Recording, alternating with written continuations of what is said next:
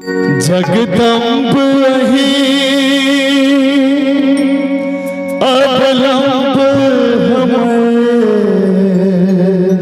ये बहुत फेमस गीत है, शायद सब गोटा के आबे है।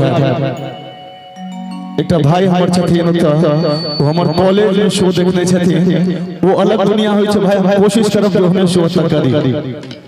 गीता इंजीनियरिंग कॉलेज में देखी ना। हां जगदम्ब अवलंब हे माय आहा बिनु आस कर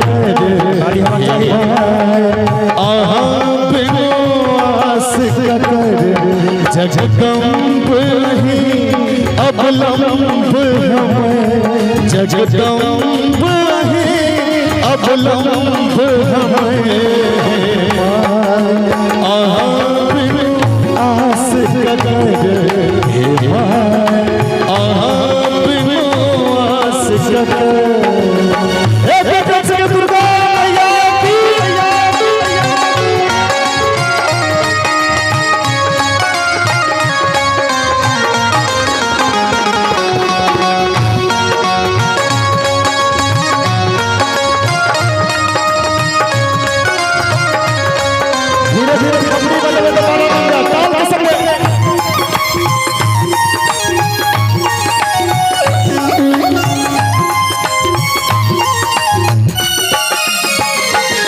हम भरी जग सा ठुकरायल छी,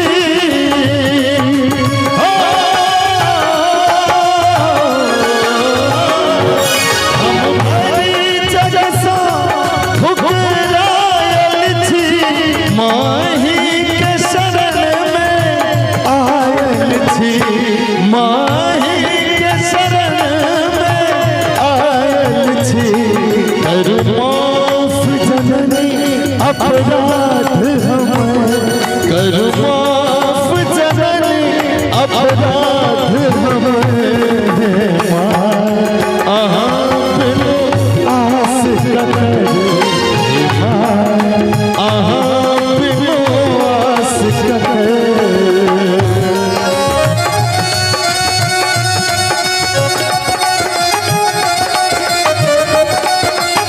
बहुत सुंदर बहुत सुंदर।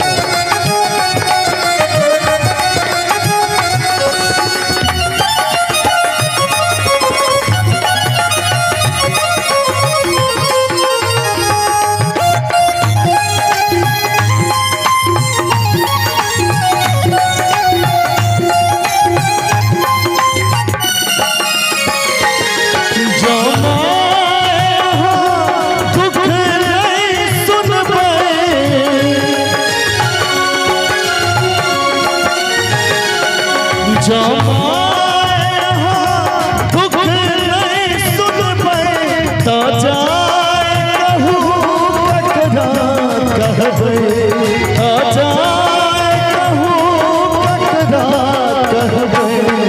देखू हम फसला बीच भंवर, देखू हम फसला बीच भंवर आहा बिनु आस कर हे माय आहा बिनु आस कर।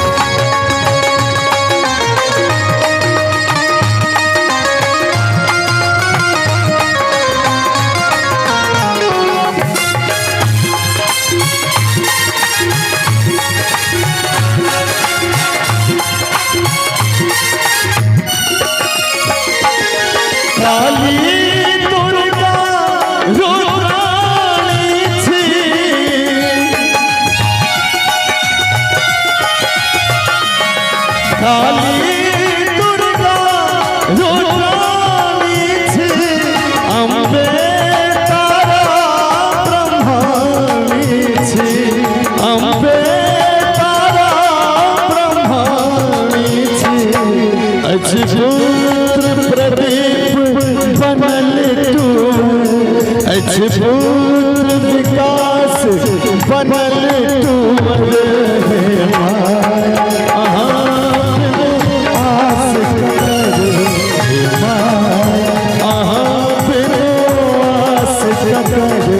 जगदम्ब रही अब लम्ब हमें जगदम्ब रही अब लम्ब